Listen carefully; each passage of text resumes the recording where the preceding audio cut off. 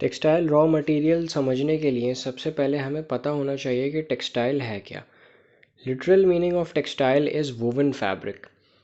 लेकिन आजकल के दौर में आप टी शर्ट को और रोप को, इन सारी चीज़ों को भी टेक्सटाइल कंसिडर कर रहे होते हैं। ठीक है, तो ओरिजिनल मीनिंग आजकल के दौर में टेक्सटाइल की क्या बन चुकी है?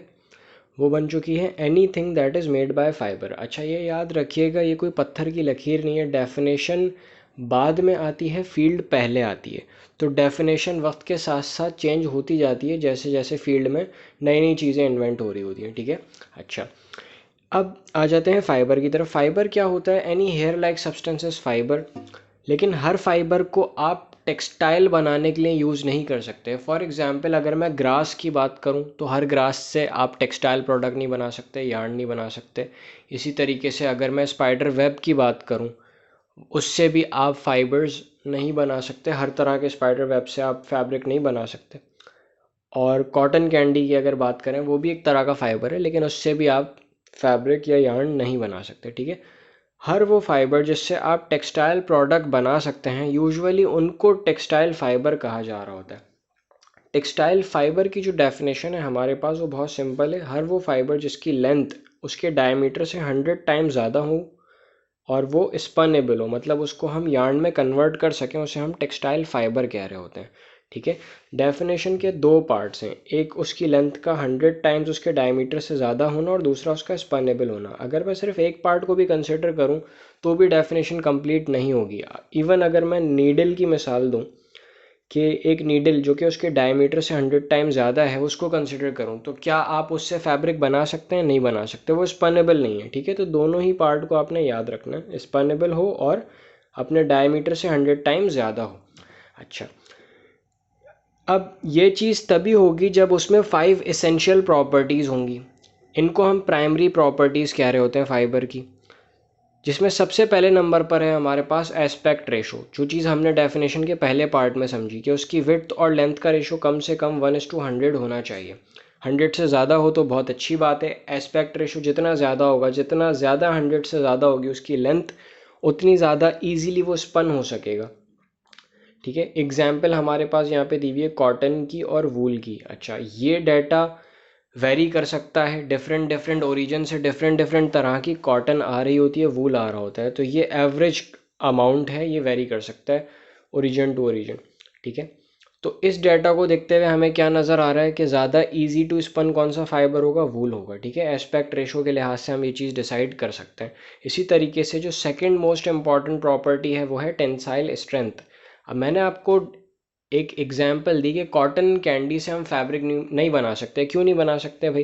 क्योंकि मोस्ट इंपॉर्टेंट चीज़ उस फाइबर के अंदर स्ट्रेंथ नहीं है। स्ट्रेंथ किस तरह की होनी चाहिए? टेंसाइल स्ट्रेंथ होनी चाहिए उसके अंदर, जिसको हम टेनासिटी भी कह सकते हैं। ठीक है, लेकिन दोनों में फ़र्क है। टेंसाइल स्ट्रेंथ और टेनासिटी मेजर एक ही तरीके से होती हैं कि आप एक फाइबर को लेंथ वाइज फोर्स लगाते हो अनटिल और अनलेस इट स्टार्ट्स ब्रेकिंग। जिस फोर्स पे वो ब्रेक हो रहा होता है उसे आप टेंसाइल स्ट्रेंथ कह रहे हो। तो अगर आप उसे न्यूटन पर मीटर स्क्वायर में मेजर कर रहे हो, मतलब स्ट्रेस की फॉर्म में मेजर कर रहे हो, तो वो टेंसाइल स्ट्रेंथ है।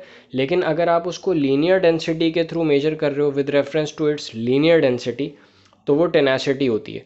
ठीक है, डेनियर, और उसको जितने ग्राम पर भी आप वेट लटका के इसको ब्रेक कर रहे हो, वो अब आपके फाइबर की टेनासिटी कहलाएगी।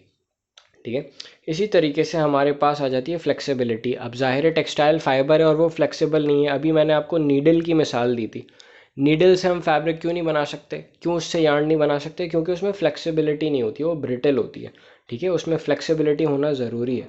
अगर फ्लेक्सिबिलिटी होगी तभी उसमें प्लायबिलिटी होगी। फ्लेक्सिबिलिटी का मतलब है कि ability to bend without breaking, that is called as flexibility. और ability of fibres to be twisted is called pliability. ये दोनों ही प्रॉपर्टीज़ इंटर रिलेटेड हैं। और फ्लेक्सिबिलिटी की रिवर्स टर्म भी आपको याद रखनी है, उसे हम ब्रिटल कह रहे हैं। वैसे ओरिजिनल वर्ड जो यहाँ यूज़ होता है वो होता है रिजिड, लेकिन टेक्सटाइल इंडस्ट्री में रिजिड नॉन स्ट्रेचेबल फैब्रिक के लिए ये वर्ड यूज़ किया जा रहा होता है। ठीक है, तो फिलहाल आपने ये वर्ड याद रखना है, ब्रिटल मतलब नॉन फ्लेक्सिबल। अच्छा, इसके अलावा कौन सी प्रॉपर्टी होनी चाहिए उसके अंदर? कोहेसिवनेस और यूनिफॉर्मिटी होनी चाहिए। अब कोहेसिवनेस क्या है, इसको भी समझें। फाइबर्स की एबिलिटी एक दूसरे को होल्ड करने की। अब वो स्टिकीनेस भी कह सकते हैं फाइबर्स की, या फिर इंटेंगलमेंट भी कह सकते हैं। जितनी ज़्यादा उसमें कोहेसिवनेस होगी उतना ईजीली वो यार्न के अंदर सस्टेन कर पाएंगे, इतनी ईजीली अपने आप को यार्न के अंदर एक दूसरे को होल्ड कर पाएंगे, वरना ईजीली उसके अंदर से बिखर बिखर के स्लाइड होके बाहर आ जाएंगे, यार्न भी खुल जाएगा हमारा। ठीक है, तो कोहेसिवनेस मोस्ट इंपॉर्टेंट प्रॉपर्टी है यार्न की, फाइबर की। कोहेसिवनेस होने के लिए दो चीज़ें रिस्पॉन्सिबल होती हैं, एक उसका लॉन्गिट्यूडनल टेक्सचर, उसका लॉन्गिट्यूडनल स्ट्रक्चर, और दूसरी उसकी लेंथ। अब मैंने एग्जाम्पल दिए, स्ट्रक्चर के सामने दो एग्जाम्पल हैं, एक ये एग्जाम्पल है, एक ये एग्जाम्पल है। एक फाइबर का लॉन्गिट्यूडनल स्ट्रक्चर इस तरह का है, एक इस तरह का है। तो इन दोनों एग्जाम्पल्स में से ज़्यादा कोहेसिवनेस किस में होगी? ऑब्वियसली ए में होगी, क्योंकि ये स्ट्रेट स्ट्रक्चर नहीं है, इसके अंदर फ्रिक्शन कंपैरेटिवली ज़्यादा होगी और ये एक दूसरे को होल्ड करेंगे इस तरह के फाइबर। वहीं पर अगर मैं बी फाइबर की एग्जांपल लूँ, इसका स्ट्रेट स्मूथ टेक्सचर है, ये इजीली स्लाइड हो जाएंगे। ठीक है, इसी तरीके से अगर मैं लेंथ की बेसिस पे क्लासीफाई कराऊँ, लेंथ की बेसिस पे समझूँ कोहेसिवनेस को, तो हमारे पास यहाँ पर भी दो एग्जाम्पल हैं, एक फाइबर बी है, एक फाइबर ए है। इन दोनों में से ज़्यादा कोहेसिवनेस किस में होगी? ऑब्वियसली बी में होगी। इसकी एग्जाम्पल इस तरीके से याद रखें कि सपोज़ आपके बाल अगर छोटे हैं तो वो इतना ज़्यादा नहीं उलझेंगे, लेकिन अगर आप बाल लंबे करते जाएंगे तो वो ज़्यादा उलझेंगे, मतलब उसमें कोहेसिवनेस ज़्यादा बढ़ जाएगी। ठीक है, तो बहुत इंपॉर्टेंट बात है। अच्छा, कोहेसिवनेस का रिलेशन ट्विस्ट से भी है हमारे पास। अगर ज़्यादा कोहेसिवनेस है तो यार्न के अंदर स्ट्रेंथ के लिए कम ट्विस्ट चाहिए होगा, क्योंकि फाइबर्स ऑटोमेटिकली एक दूसरे को होल्ड कर रहे होंगे। लेकिन अगर कोहेसिवनेस कम है फाइबर्स में तो वो एक दूसरे को होल्ड नहीं कर रहे होंगे, उनको होल्ड करवाने के लिए फिर ट्विस्ट ज़्यादा देना पड़ेगा। ठीक है, तो ट्विस्ट के साथ इसका इन्वर्स रिलेशन है, रिक्वायर्ड ट्विस्ट के साथ। इसी तरीके से यूनिफॉर्मिटी की तरफ आते हैं। यार्न की जो प्रॉपर्टीज़ हैं, यार्न का यूनिफॉर्म होना वो डिपेंड करता है उसके रॉ मटेरियल के ऊपर। अगर फाइबर्स भी उसमें यूनिफॉर्म होंगे तो यार्न की यूनिफॉर्मिटी ज़्यादा होगी, अगर फाइबर्स उसके अंदर यूनिफॉर्म नहीं होंगे तो उसकी यूनिफॉर्मिटी भी कम होगी। यूनिफॉर्मिटी का जो कॉन्सेप्ट है वो दो तरीके से एक्सप्लेन किया जा सकता है, एक इंडिविजुअल फाइबर के अंदर यूनिफॉर्मिटी और एक ग्रुप ऑफ फाइबर्स के अंदर यूनिफॉर्मिटी। यहाँ पर इंडिविजुअल फाइबर्स की यूनिफॉर्मिटी को समझने के लिए हमारे पास दो एग्जाम्पल है। अगर मैं आप लोगों से पूछूँ कि इन दोनों में किस फाइबर की यूनिफॉर्मिटी ज़्यादा है, तो सिंपल सा जवाब है बी की यूनिफॉर्मिटी ज़्यादा है। कैसे समझ आया इसको? बहुत गौर से देखें कि अगर मैं इन फाइबर के डायमीटर की बात करूं तो डायमीटर में ज़्यादा वेरिएशन कहाँ आ रही है, ए में आ रही है, बी में आ रही है?